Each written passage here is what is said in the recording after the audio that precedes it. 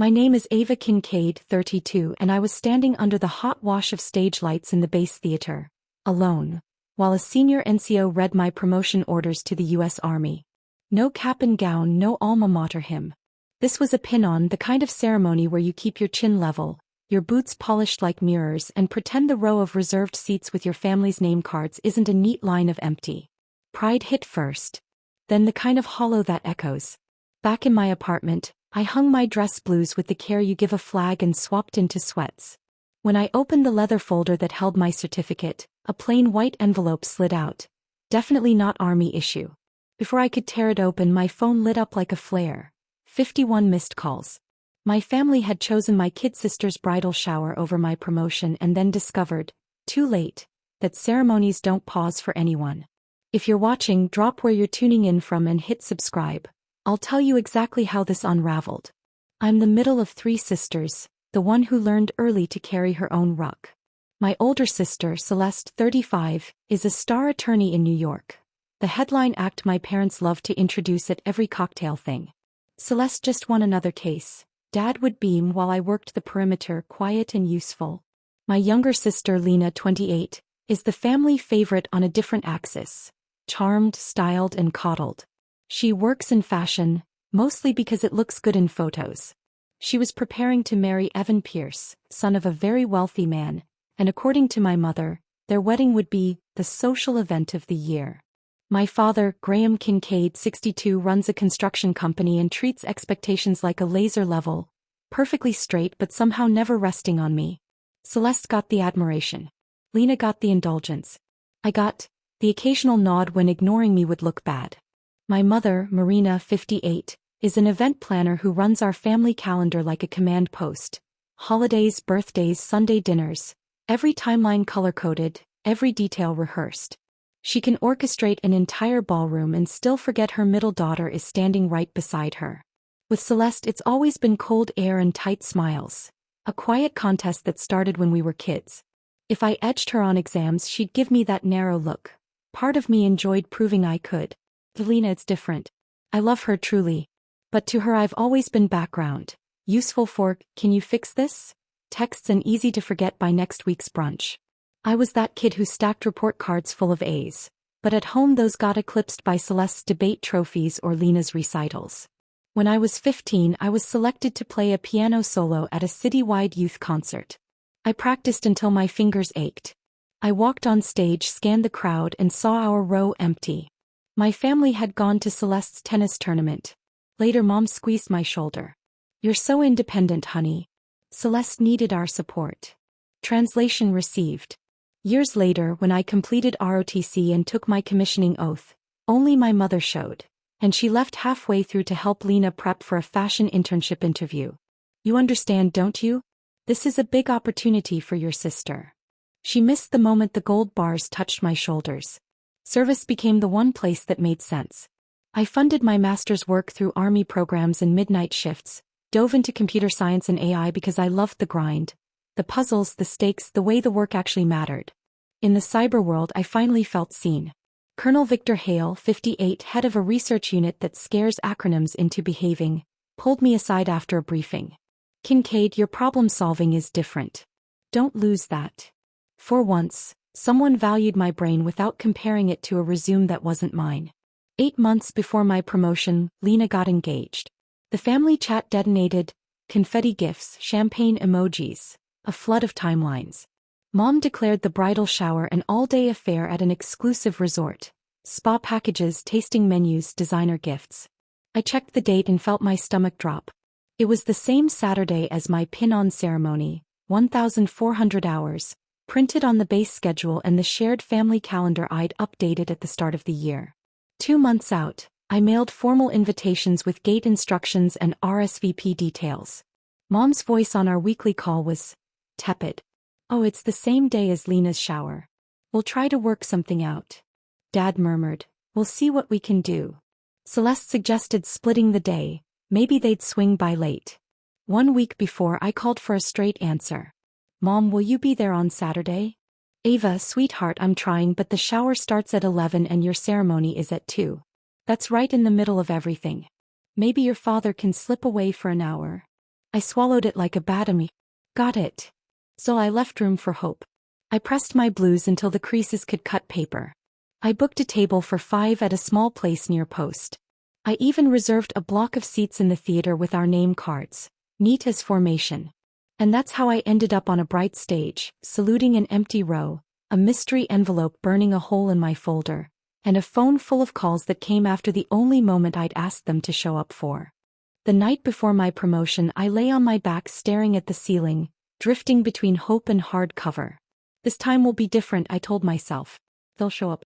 Another voice, quieter, meaner, reminded me of every time I'd rehearsed that line and eaten disappointment anyway. I was up at 0600 on ceremony day, nerves buzzing like comms. I pressed my dress blues one more time, polished my Oxfords until I could see my own scowl, and braided my hair into a tight, regulation-perfect style. I'd bled for this stripe, years of field exercises, midnight shifts in cyber thesis work after duty hours, every late night debugging a problem no one else could crack. In the mirror, the navy fabric fell clean and sharp. For a second, I let myself picture it. Dad's clipped nod finally aimed at me, Mom's eyes glassy with pride, my sisters, Celeste and Lena, surprised into something like admiration. At 0830 I called home. No answer. Mom's cell went straight to voicemail. I dropped a note in the family chat, heading to base now. Pin on at 1400. Can't wait to see you. By 0915 a text from Mom pinged. Setting up for Lena's shower, running point on vendors. We'll try to swing by after. So proud of you, sweetheart. That familiar chill crept in and I shoved it down. Maybe they'd surprise me. Maybe. The base theater parking lot was already packed. Inside, the air thumped with happy noise. Families lining up photos, dads straightening collars, moms dabbing tears, little brothers fidgeting in ties. Across the aisle, Lieutenant Tessa Park waved me over, her parents and kid brother orbiting her like a protective detail. They were warm, chatty, full of questions about my next assignment and congratulations that felt genuine. Where's your family? Tessa's mom asked, kind as a chaplain. Running a bit behind, I said, easy lie. Traffic. Colonel Victor Hale cut through the lobby in his Class A's, a file tucked under his arm. He shook my hand steady and proud. Kincaid, outstanding work this cycle. Are your folks here yet? I'd like to meet them. They'll be here soon, sir, I said, the lie sliding smoother the second time. Good. Make sure they find me afterward. We formed up by last name, and the color guard moved into position. While the commander welcomed guests, I kept flicking my eyes to the doors, half expecting my family to barrel in breathless and apologetic. Nothing. Midway through the remarks, my phone buzzed against my hip. I cupped it under the folder and glanced down. Showers going long. Lena's opening gifts. We won't make it in time. We'll celebrate later. Promise. Love you. The words went cold in my hands. They reached the K's. First Lieutenant Ava Marie Kincaid, promoted to Captain, United States Army. I crossed the stage with my smile locked in place. Polite applause rolled over me. No whoop, no whistle, no voice I knew cutting through the din. The senior NCO read the orders. The pins bit my shoulders. The photographer snapped the shot. Inside it felt like an empty hangar. I returned to my seat and stared at the 5 neat reserved chairs with Kink 8 printed on folded cards. 5 perfect placeholders for a truth I'd been trying not to say out loud. When the ceremony ended, the room erupted. Hugs, tears, laughter, 100 tiny reunions. I stood there with my certificate folder tucked against my ribs and tried not to look like the only soldier without a landing zone. Tessa and her family found me first. Riverside Grill after this. Come with us? Tessa asked, her parents smiling over her shoulder. I appreciated the invite, but I couldn't crash their family victory lap. Rain check. I've got plans, I said. Another neat little lie to sandbag the truth. No one with my last name had shown. My phone buzzed. Mom, video call. I stepped into a quiet hallway and answered. The screen exploded with music and champagne glare. Marina's cheeks were pink, her voice pitched high with excitement. Behind her, Lena, in a white dress like a runway model, was encircled by friends and a wall of gifts. Ava, congratulations, darling. We're so sorry, we just couldn't get away, the shower kept going and going. She turned the phone. Lena, say hi to your sister. Lena's smile was glossy, tipsy. Hey Cap. Congrats on your promotion thing. You should be here, it's amazing. I swallowed the retort. This was the ceremony they should have moved mountains for, not the other way around. I kept my voice steady. Thanks. Looks like a good time. We'll celebrate soon, I promise, Mom said quickly. Maybe next weekend I'll bake your favorite cake. Sounds great. I should go. My friends are waiting, I lied again. Of course. Have fun, sweetie. Love you. The call ended in a burst of laughter and clinking glass. I pulled up my reservation app and canceled the 5 top-eyed optimistically booked. The hostess was kind when she confirmed I wanted it reduced to 0. We can hold a smaller table if. That's okay, I said. Another time. On the way home I grabbed a bottle of wine and a to-go box from a corner place. Solo celebration. Back at the apartment I hung my blues, changed into sweats and sat with the certificate folder in my lap. Pride and ache wrestled in my chest, 2 truths that didn't cancel each other out. I decided to snap a photo for a few close friends who'd texted congrats. I opened the leather folder and there it was again. A thin white envelope tucked behind the certificate. Not Army stationery. My name, Ava Kincaid, in handwriting I almost recognized. I broke the seal. 2 papers slid into my hand. An official letter on heavy stock and a handwritten note. At the top of the first page, Stanford University. My pulse kicked. I read, Dear Captain Kincaid, it is with great pleasure that we offer you admission to the Doctor of Philosophy, Computer Science, program at Stanford University. You have been awarded a full scholarship, tuition and fees, stipend, health insurance and housing support, valued at over $200,000 for the 4-year program. Your exceptional research in artificial intelligence and machine learning, particularly your novel approach to neural network optimization, impressed our committee, which Colonel Victor Hale brought to our attention. We believe you will make significant contributions to our AI laboratory. At the bottom, the department chair had penned, We look forward to welcoming you to Stanford. Congratulations on a well-deserved achievement. My hands shook as I set it down and opened the handwritten note. I knew the sharp, upright script. Colonel Hale. Hey. Proud of you. I nominated you for Stanford's Advanced AI track. Competition was brutal. 300 applicants, 3 slots, and you rose to the top on merit. I kept it quiet to land as a surprise today.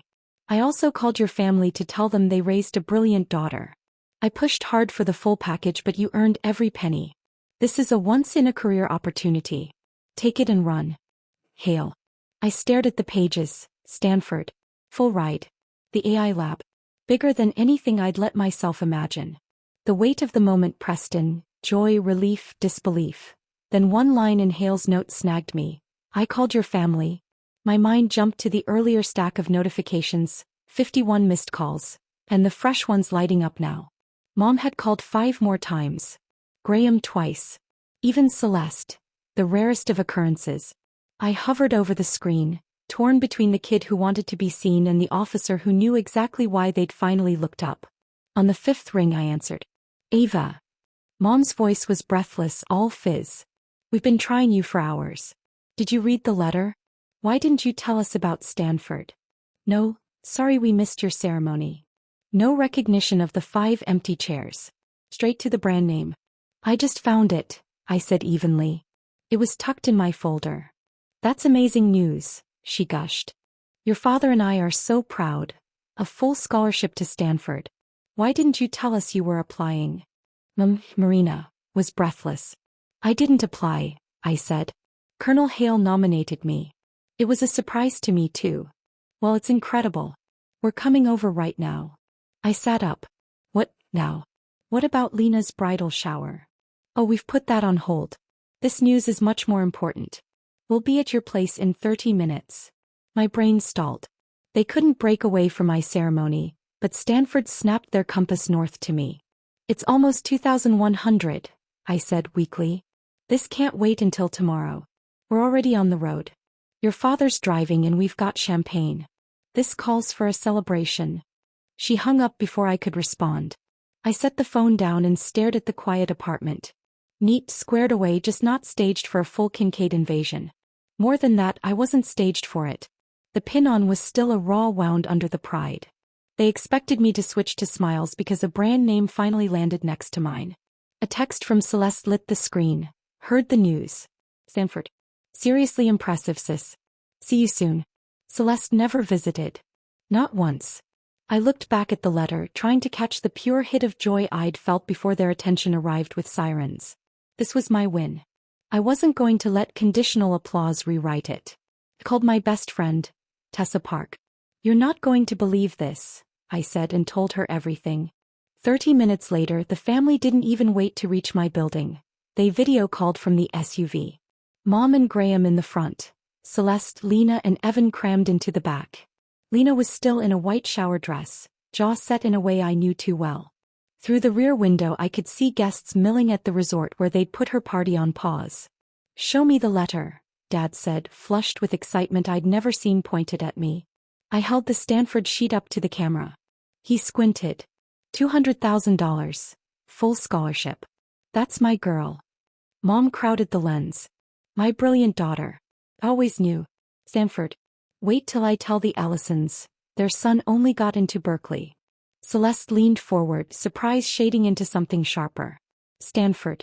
Well, didn't think you'd land that. What's the acceptance rate? 4%. Lena stayed mostly silent, shooting looks at Evan that read this was supposed to be my day. He murmured a polite, congrats, like he'd been handed a script he didn't understand. So when did you apply? Celeste asked, an edge under the silk. You never mentioned PhD programs. For the 10th time, I said evenly, I didn't apply. Colonel Hale nominated me for a special track. I found out when I opened my folder after the ceremony. After the ceremony? Dad frowned. You mean today? At the pin-on, I said. Here was the opening where they might acknowledge the 5 empty chairs. But Mom slid in fast. Colonel Hale called about an hour ago. Absolutely over the moon. He was surprised we weren't already celebrating with you. Something twisted under my ribs. What exactly did he say? Dad took over. He said you'd received one of the most prestigious opportunities in computer science.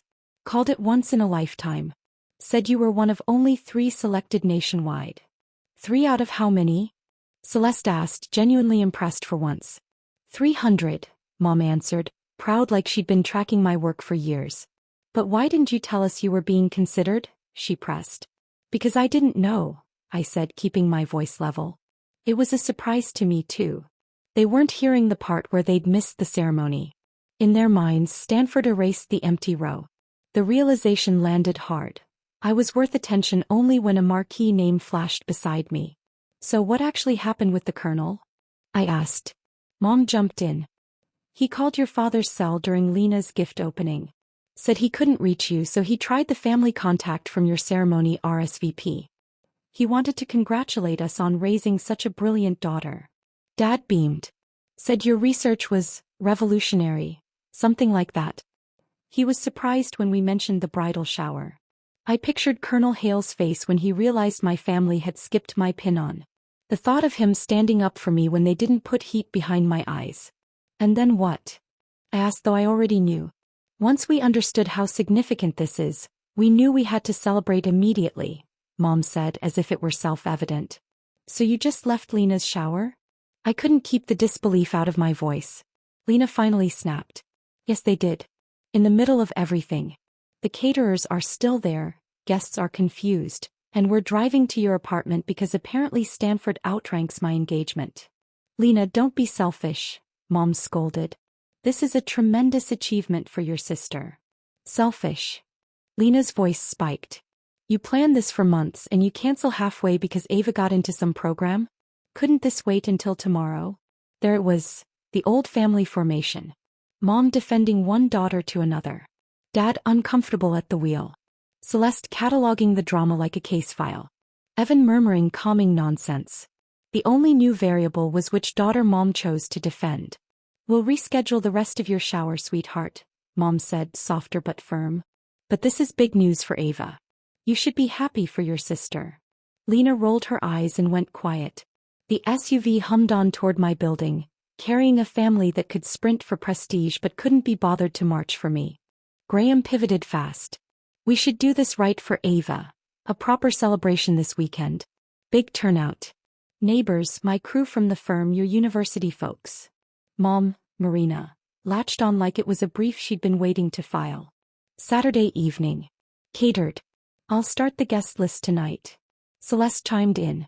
I've got contacts in California, legal counsel for tech firms. I'll introduce you Ava. Could be valuable. They were building a party on top of a crater, talking as if an after-action toast could replace the ceremony they hadn't bothered to attend. I appreciate it, I cut in, but I'm wrecked. Long day. Understatement. Tired? Honey, this is huge, Mom protested. I know. I'm thrilled about Stanford. I just need time to process. Can we do this tomorrow? Reluctant silence, then terms. Brunch at 1000. More effusive congratulations that rang tinny after the 5 empty chairs.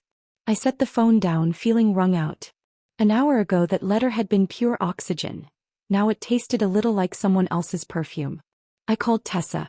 I told her everything, from the envelope to the whiplash pivot in my family's attention. You deserve to be seen for you, she said, voice steady. I'm over the moon for Stanford and I get why this stings. I'll come by after the family brunch. We'll celebrate properly. I lay in the dark, the letter on my nightstand like a flare. Pride, hurt, anticipation, dread, stacked in a four-way tie until fatigue finally dragged me under. I woke early, a knot already forming.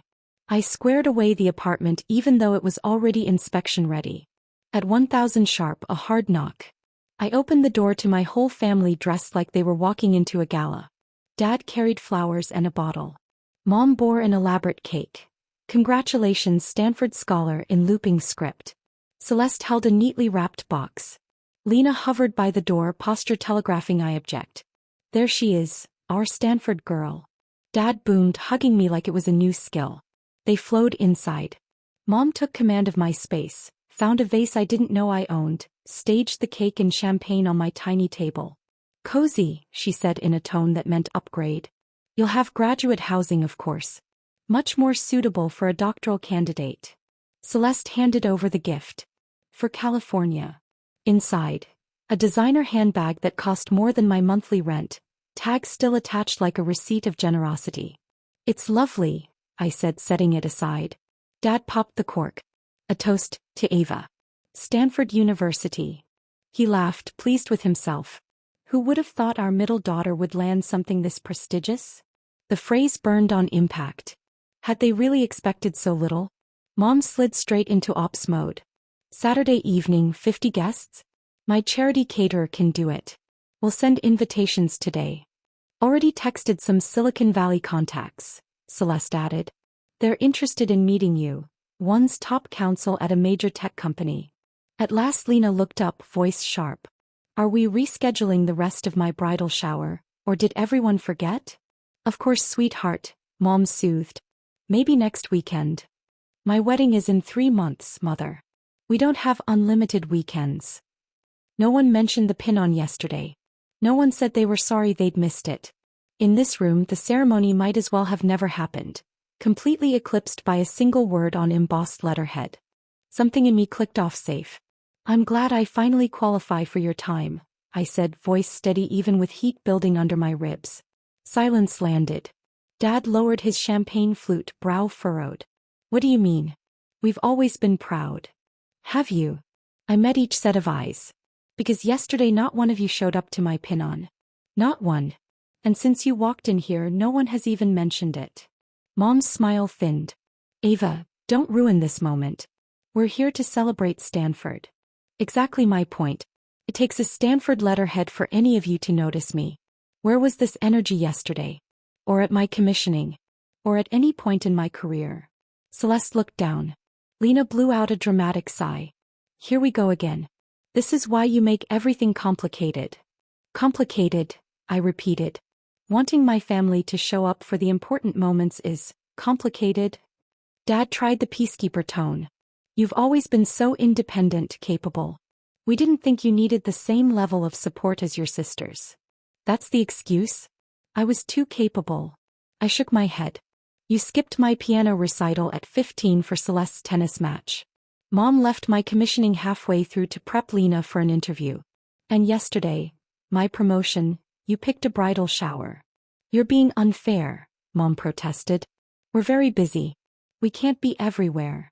Strange how you made every one of Celeste's arguments and all of Lena's shows and engagement events, I countered. To my surprise, Celeste spoke up. She's right. She looked straight at me. I've been jealous of you, Ava. You're naturally brilliant. I had to grind twice as hard. Lena snorted. At least Celeste tries. Ava only thinks about herself. She never participates in family stuff. I laughed once, no humor in it. I've been trying to participate my whole life. Do you know what it's like to sit at dinner and vanish? To hear, "Oh, that's nice, Ava," and then pivot right back to Celeste's case or Lena's boyfriend. Look, Celeste said, palms out, we've all contributed to this. Maybe we try to. Her mediation lit the fuse. Lena and I both snapped back, and suddenly it was a three-way argument, my parents drowning in it. I cut through the noise.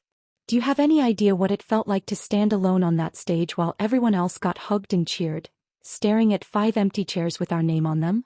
Mom started to cry, dabbing at her eyes with a monogrammed handkerchief. We never meant to hurt you. We love you, Ava. Dad latched onto the safer ground. What matters now is Stanford and your future. This is a tremendous opportunity. That's the problem. My voice sharpened.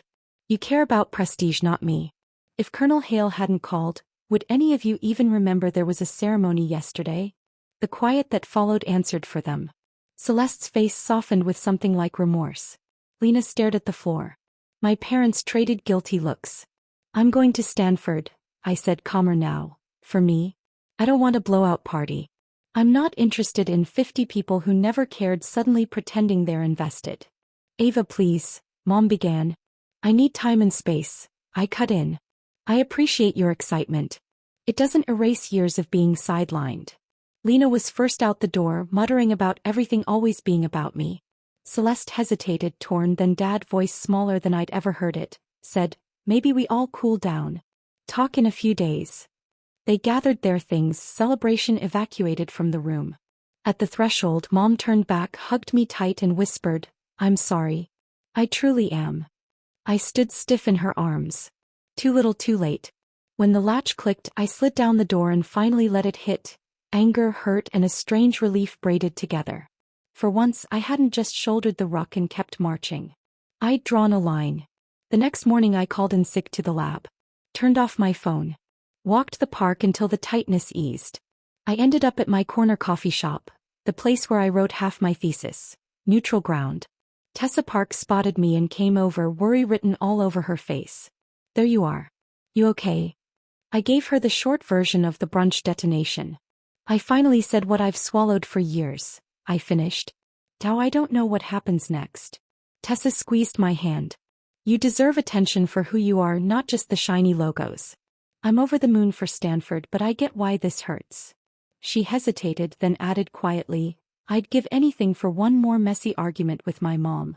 Imperfect family beats no family. Set boundaries, don't salt the earth. I let that sit. It didn't make the hurt smaller, but it changed the angle. After we talked, I headed to the unit to thank the person who opened the door. Colonel Hale's office was the usual controlled chaos. Binders, printouts, a whiteboard full of arrows. He looked up, eyes creasing. Kincaid, he said warmly. Come in. Been hoping you'd swing by, Colonel Hale said, waving me into the office. Whiteboards, schematics, and a chaos of printouts ringed his desk. And congratulations again on Stanford. I thanked him for putting my name forward. He studied my face. I hope I didn't step on a landmine with your family. When I called and realized they weren't at your ceremony, he let the sentence trail. It's complicated, I said. We had a blow-up. He nodded like he recognized the terrain. Families usually are. My father and I didn't talk for years. He was all practicality and paychecks. Couldn't understand why I wanted to chase theory.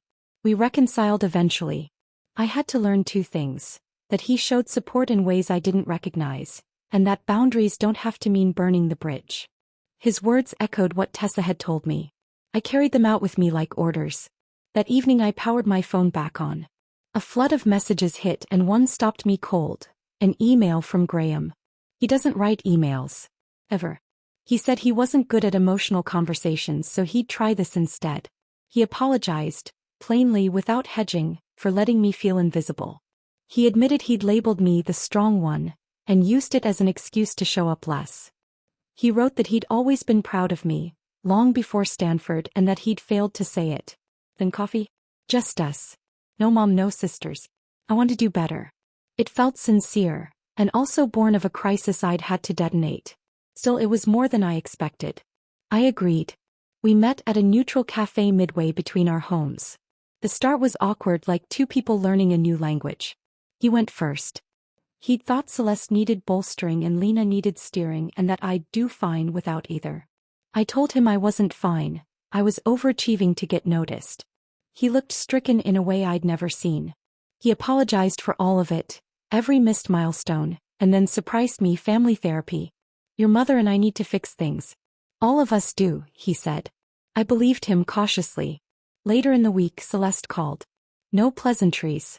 I've been taking inventory, she said. I benefited from the favoritism and never challenged it. I didn't let her off the hook. No, you didn't. She didn't argue. I was jealous, she said finally. You're effortless. I had to claw for everything, so it was easier to keep my distance than admit that. Then she made an offer that actually sounded like sistering. She'd be in San Francisco next month, and if I accepted Stanford, she'd help me scout apartments and introduce me to a few people. I said yes, carefully. Lena was harder. She'd shown me the least grace in the blast radius. I wrote her instead of calling. I didn't apologize for drawing lines, but I named the roles we'd been slotted into. Her as the indulged youngest, me as the self-sufficient ghost. Neither role helped either of us. I asked to meet one-on-one, no parents, no Celeste. She agreed. Meanwhile, I combed through Stanford's packet, confirmed the funding, the lab placement, the timeline. I signed the acceptance. For the first time since the envelope, excitement outran the family noise. I wrote a long letter to everyone, clear and calm. I wanted a relationship, but on new terms. Mutual respect, no triangulation, realistic expectations about my availability, and a hard rule about showing up for milestones or not pretending afterward. I agreed to therapy when my schedule allowed. I ended it with, I love you. I also respect myself. If we do this, it's going to be different. 3 months later, the apartment was a maze of boxes labeled in block letters. The move date circled closer. My phone buzzed. Lena. Need help packing? I can come Saturday. I stared at the text.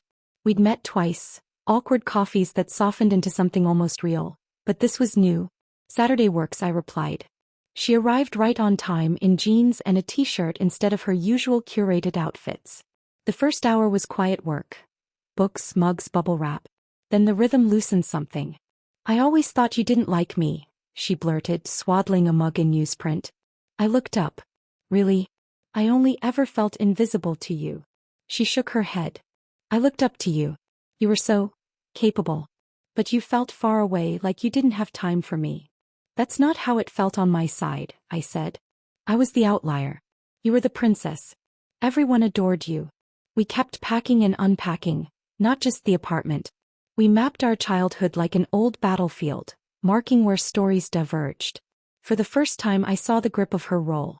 It's exhausting, she admitted quietly. Always being the charming one. I'm terrified of getting older. What if that's all I have in this family? By late afternoon the boxes were stacked and the air between us felt lighter. Not fixed, but honest. For the first time in our lives, I felt closer to my sister than to the myth of who she was supposed to be. The next week we logged into family therapy. Me from my apartment, my parents and sisters clustered on my parents' couch. Dr. Garcia set the rules and held the line so everyone got space to speak. Graham, usually all business, talked about feelings I'd never heard him name. Marina listened more than she directed, which for her was a heavy lift. Celeste owned the competition that had iced our relationship. Lena said out loud what had always been implied. She'd been boxed in as the baby. When it was my turn, I laid out years of invisibility without the heat of the blow-up. Dr. Garcia closed with, "This is the beginning. Changing formations takes time." We agreed to meet monthly. I didn't expect that commitment and it moved me anyway. Then the PCS-sized move, Stanford. Dad offered to drive cross-country with me. Months earlier I'd have said no on reflex. Now I saw the terrain for what it was. Time we needed. The miles peeled away old habits. We talked his job, my research, then the personal stuff that never got airtime. Somewhere past the Utah line he told me about his father, a hard man tight-fisted with praise. I didn't want to be him, Dad said as Nevada dust streaked the windshield, and I still repeated his mistakes. You're changing now, I said. That's more than he did, right? A small, crooked smile. You're generous, Ava. More than I deserve. At my new place near campus he hauled boxes without grandstanding, asked smart questions about my lab slot, and when we met a couple of faculty members and grad leads he introduced me differently. No qualifiers. No comparisons. Just, this is my daughter, Captain Ava Kincaid. She's the most brilliant person in our family. The pride was clean. It landed. Celeste flew out a month later for a case and gave me a whole weekend. She walked me through neighborhoods, introduced me to people who could actually help, and, over noodles the last night, said, I've always been proud of you. I just didn't know how to show it without feeling threatened. We started weekly calls after that. Some weeks she even asked me for career advice, which felt like the world tilting in a good way. A year after the detonation at brunch, Lena got married. She asked me to be a bridesmaid, not because optics demanded it but because she wanted me there. During the reception she lifted her glass and said, I want to thank my sister Ava for teaching me resilience, and that it's never too late to speak your truth and rebuild. It hit me harder than I expected. Meanwhile the work was working. The research in AI found its footing. I was invited to present at an international conference, and my entire family flew out to sit front row. Seeing them lean and really listen warmed a part of me I'd armored for years. Colonel Hale showed up in the aisle afterward, pride all over his face. Kincaid, I knew you'd deliver, he said. Prouder still of how you've navigated the rest. The healing wasn't linear. Old shrapnel moves under the skin, one careless comment and the past throbs. I learned boundaries don't mean barricades. We kept therapy less frequent but steady and built new traditions that spread the spotlight. We rotate who we celebrate, who speaks first, whose milestone sets the calendar. It's ordinary and it's huge. 2 years out from the day with 5 empty chairs, I was closing in on the PhD with distinction. My family wasn't perfect, neither was I. But we'd grown. I anchored my worth in me, not in applause or embossed letterhead. I finally understood that love can be real and still arrive badly packaged, and that telling the truth is a kind of love too if you pair it with limits. One evening in my Stanford apartment, I studied a photo from their last visit. Todos gathered on my tiny balcony, mismatched mugs, easy smiles. Not the perfect family I used to imagine. A real one we were learning to be. When I talk to new grad students, I tell them this. The most valuable relationships are often the ones you have to fight for. Family isn't the airbrushed picture. It's the imperfect people you learn to love with clear eyes. From the deepest wounds can come the strongest wisdom. So I'll leave you with this. What moment taught you your worth? Did it arrive in a big stamped envelope or in something smaller and quieter that hit just as hard? Drop your story in the comments, I read them. And if this resonated, like, subscribe and share it with someone who needs the reminder. Your value is inherent. No ceremony, school, or surname gets to decide it.